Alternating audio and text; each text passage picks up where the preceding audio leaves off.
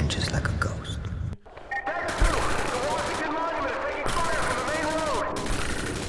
UAV online.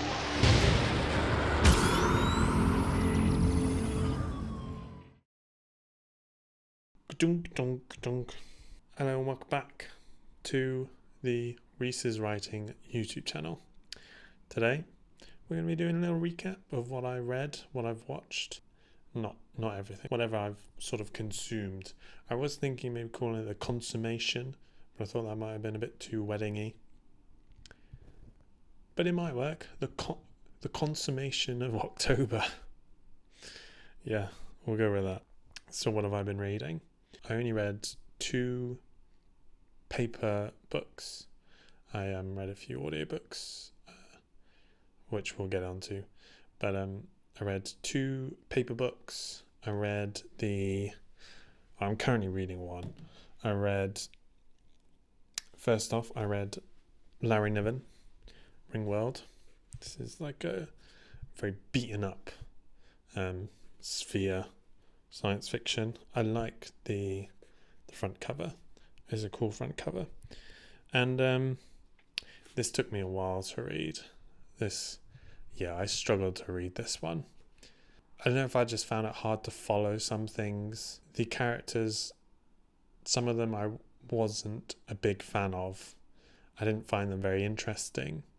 I didn't really care about them all that much. I wasn't that interested in their developing journey. This whole thing about luck and whether luck is involved. I don't know, I just didn't get into it. But the world itself, Ringworld itself, was very interesting at the beginning.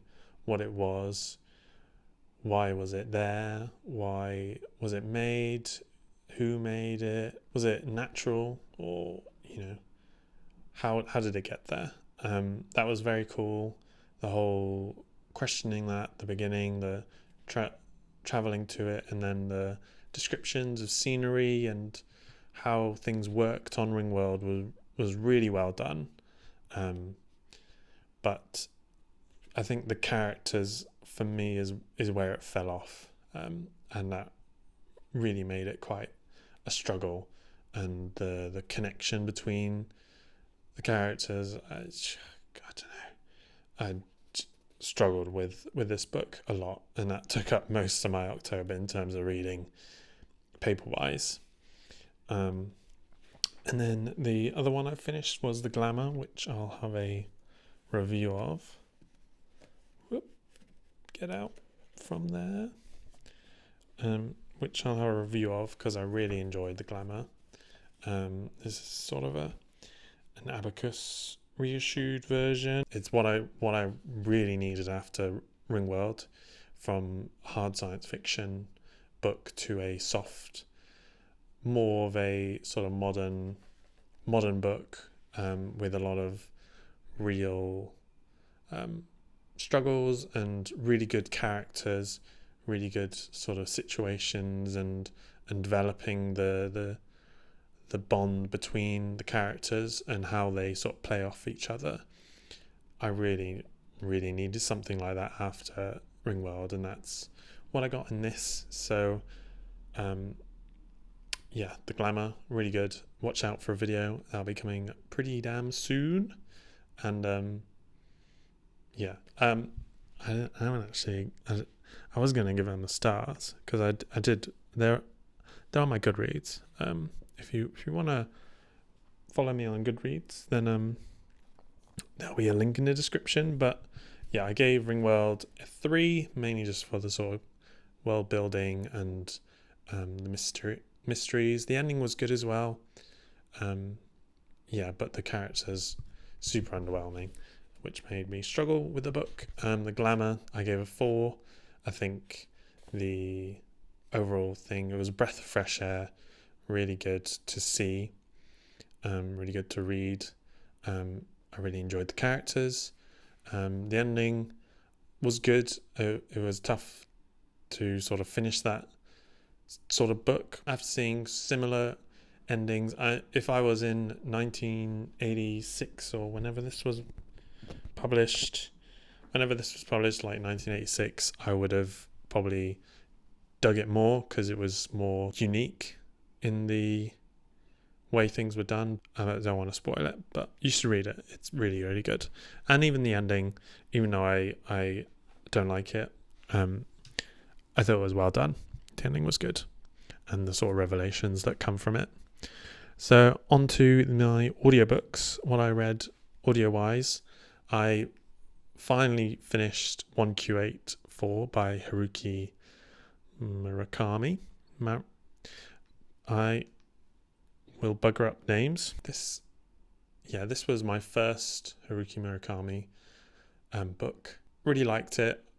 I tried to read this earlier, quite a while ago actually, and I didn't finish it.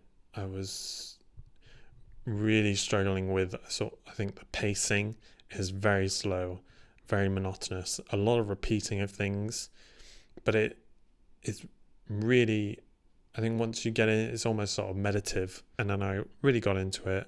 I really liked the feel of it, the atmosphere, the way it was written. I sort of got into it. Although it does repeat itself, there were times where I'm like, just, get on with it. I've, heard this before, and speed things up. But it all works, and it all builds up into a great ending. And I would recommend it. It's very long as well. It says like 900 pages, which for me is long, so I'm glad I sort of audio booked it. Maybe I wouldn't have read it if I realised it was that long, paper-wise. So, yeah. 1Q84, I gave it a 4 stars. I really liked the sort of stories within a story. The whole thing of the little people and the child's story, like sort of wife's tale and like folk tale-y type things that went along with that. That was really good. And I really enjoyed 1Q84. And then I listened to The Handmaid's Tale by Margaret Atwood, and really amazing book. It is like a classic science fiction, alternate reality. It's really good. If you haven't read it already, I don't know why you haven't, but a really good book. Just ran through it in record-breaking time. What if things are censored? How do people deal with such a heavily restrictive American culture and society? How that would sort of breed life, and following this woman and like what her life was before, and the way the narration was done was really well. I haven't watched the TV show, but I assume that's got a lot of good reviews, so I'm sure that's amazing as well. But the main character narrates it, and she does a really good subtle voice changes of like going from the sort of present to the past, and how that sort of her mannerisms and the way she says things changes slightly. It's not really overt, which I thought was really good. I would recommend The Handmaid's Tale. I gave it 4 stars. I don't give many things 5 stars. There's only one thing that I've given 5 stars, and I don't want to spoil it because I'll probably do a top 10 book thing at some point. And then I listened to What Moves the Dead by T. Kingfisher. I wanted a quick book, and this was really quick, enjoyable, Halloweeny, horror-y. I really liked the sort of fungus and it sort of manifesting in this house, it being a analogy of the family crumbling in on itself. It is a sort of expansion of The Fall of the House of Usher. I haven't read that. I'm sorry, I haven't read that. I read this before The Fall of the House of Usher. The original The Fall of the House of Usher is quite short and doesn't go into much depth or detail, and D. Kingfisher wanted to sort of expand on it, get some more sort of main character-y vibes into it. So they sort of followed the main character and it sort of developing and moving. So yeah, I really enjoyed it. I would say some of it was a bit it was quite safe. I would say there's a sort of comedy that's a bit too much, a bit too I don't know,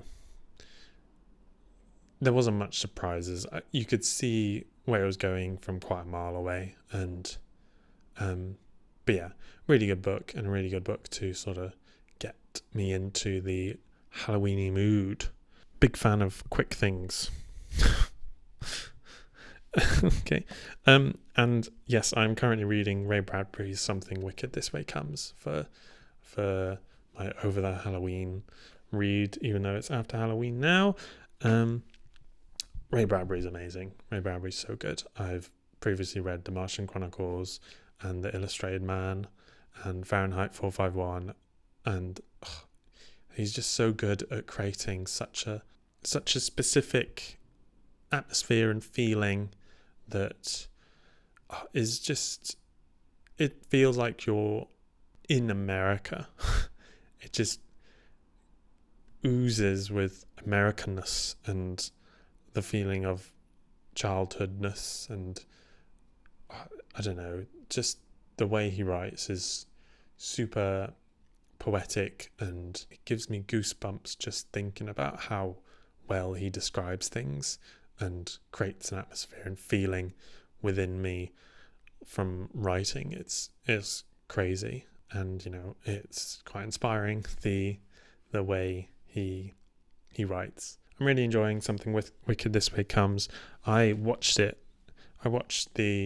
film in August, and I really enjoyed the film as well. It was sort of straight to TV. It wasn't all that amazing, but yeah, I really enjoyed it.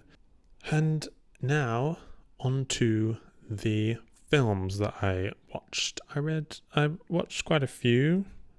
Originally came from film and TV. That's sort of my original sort of way I would watch stories, or go through stories. So yeah, I'm a bit of a film buff. So what did I watch this month? So I started off October with watching Poor Things. This is a book adaptation, and I really want to read the book after watching the film. This was amazing. Sort of a science fiction-y, like bringing back someone from the dead and the philosophical problems with that, how they would act if their brain has been replaced by a baby's brain. I don't want to give too much, but it's how the baby would grow up in a adult's body that can talk and do all the adulty things, how just being left out into the world to do whatever, how that would happen. It's really good, amazing film. I gave it 5 stars because I couldn't really think of anything wrong with it. It was really well paced.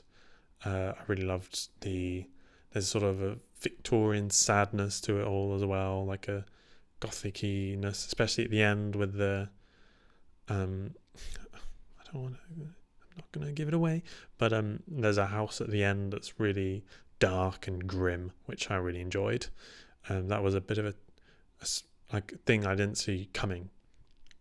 So yeah, I enjoyed the film.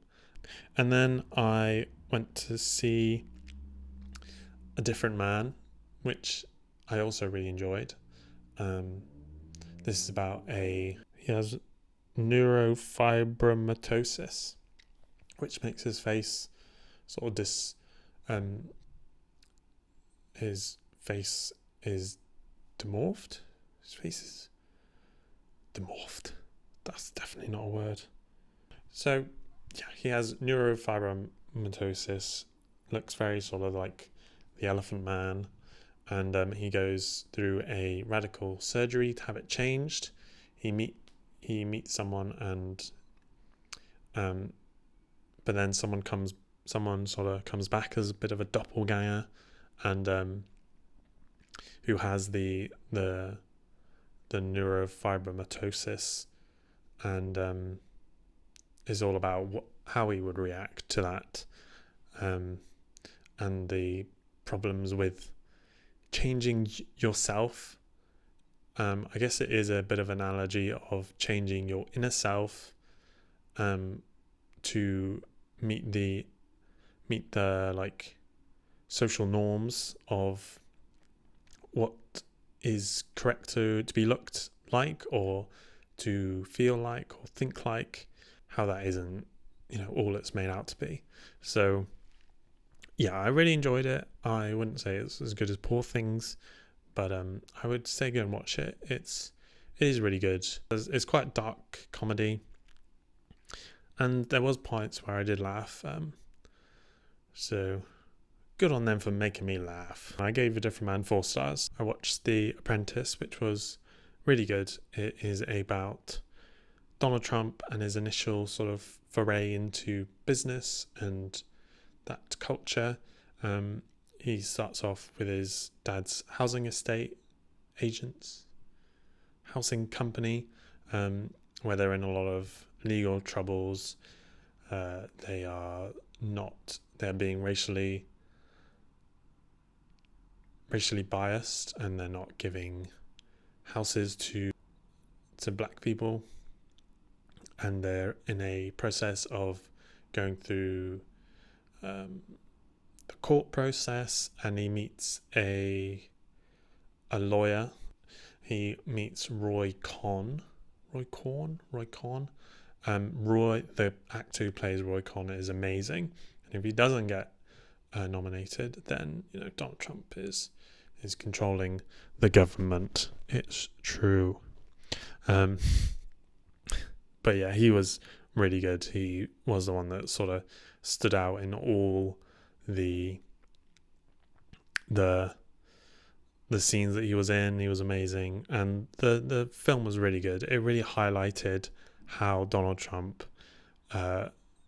sort of almost mirrored Roy Conn, and how he became the man he is today through the teachings of Roy Conn. And that's the sort of film. There's a lot of controversial things in here, but they're all sort of based on true or sort of legal testaments, so they have some truth to them. They're incredibly damning to Donald Trump, and but it all sort of makes sense, and his treatment of people and how it changes and adjusts, and his family and how they treat Donald Trump, and how they treat his brother and his brother's problems with depression and alcohol. It's very sort of handheld, shaky camera, but it gives it the gritty sort of New Yorky feel that I feel like they were going for. So I really want to watch Ali Abbasi's, who's the director. His previous film, The Holy Spider, that's definitely on my to be watched list. The Apprentice, I gave 3.5 stars. I felt like it didn't pack an emotional punch. I didn't feel for any of the characters really. I kind of felt for Roy because he was really good and like an amazing character. So by the end of it, yeah, I didn't feel as much emotional contact, like emotional relevance, as I did with A Different Man. So I gave it 3.5 stars. And then I watched Back to the Future Part 2 again, because it was on the big screen, so I was like, fuck it, why not? And what a classic. There's some amazing scenes. Maybe as someone who's watched it before plenty of times, it felt like it kept going, and it felt kind of monotonous at times. Like it was, just they kept losing things, they kept losing the almanac. There was parts that I felt were kind of just get on with it. But if I was a first time viewer, I would have probably really loved it. But I've watched it so many times. It was great to see it on the big screen. I got right in the middle, front and center, full blown view of the thing, and well worth going to see that at the cinema for. I gave it 4.5 stars because it's a classic. And then I watched Challengers, which is a film that's from this year. It's about tennis and like a love triangle, and how sort of competition and competitive edges sort of become their life, really. And someone who was going to go into tennis, or was going to compete in tennis, I'm glad I didn't, because this doesn't make me want to. It's about competitions and being competitive, and the sort of bonds that are made from competitions, and this sort of love triangle that happens. There's a lot of good music, a lot of good sort of camera movements, and makes it really engaging to watch. Sort of hitting the ball, and you get like a ball camera. Very good, like very nice looking film, and very engaging. The editing's great, keeps the pace. The way Challengers slowly develops the plot, it slowly unwinds this behind the scenes sort of relationship that's going on, is really well done. That's probably the best part about this film, is the slow development of the relationship and the background and the history that's going on, how that sort of changed the feel of the game from just a guy facing this random stranger to two guys that have had really deep connections with each other, and with the coach, who's his wife, and the person he's playing, previous boyfriend and best friends with the guy he's playing with. I'd give it 3.5 stars. I am on Letterboxd, and you should go and follow me. I'll put my link in the description of where you can go to get to Letterboxd. And then I watched The Iron Claw, which is about the Von Erichs, which is a wrestling family. Yet again, really enjoyed this film. It's about wrestling, which I'm a big fan of, so helped a lot in understanding what the sort of situation was around that time. WWE coming in to take over these smaller companies, and Von Erich, which I didn't really know much about before this, but now I really would like to know more about and see their matches. It's a really good film about daddy issues. This film is about daddy issues and the problem with the man, the problem with fathers being super competitive with their kids and having their favorites, and having, pick yourself back up, fucking just go and do it, stop crying, like really just that sort of male toxicity, and what happens when they have their favorite son, and the downfall of a family, like their bad luck, and is it really bad luck, or is it just not being a good father, not being a good mother, and not really being a good mother because of the sort of situation and the relationships that have developed because of this atmosphere this man creates. Really good film. It's kind of my bag.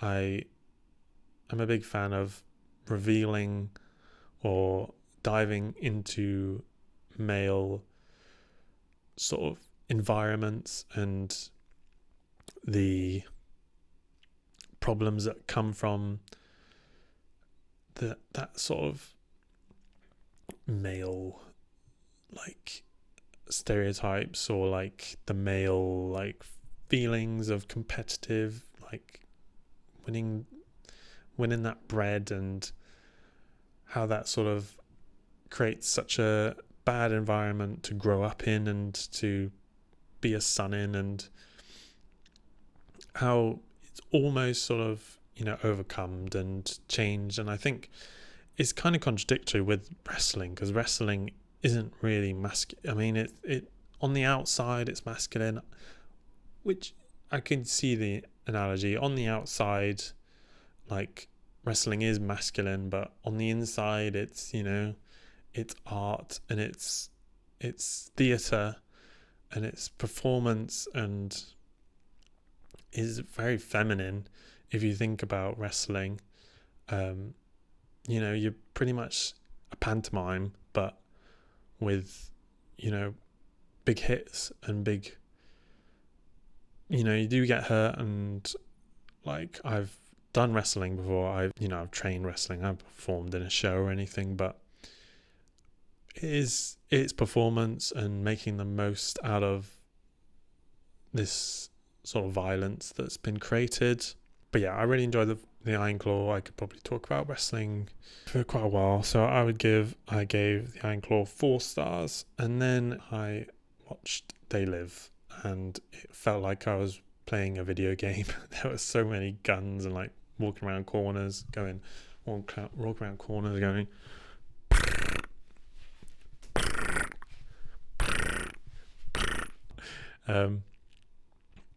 Yeah, it was good. I enjoyed the sort of aliens and like dealing with aliens, and the whole feeling of like dictatorship and fascism, and almost like 1984, like you're all living in under the government's sort of leadership, and like they're just telling you what you should do, how you should be subservient, and